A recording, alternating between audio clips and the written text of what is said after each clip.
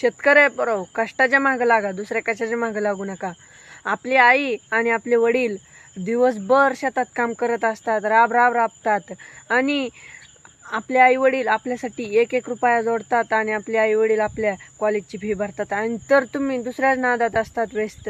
आणि तू कधी बी जाऊन बघ पोरा, तू कधी बी जाऊन बघ शेतकऱ्याच्या पोरा, तुझी आई आणि तुझे वडील उन्हातच काम करत असताना दिसणार.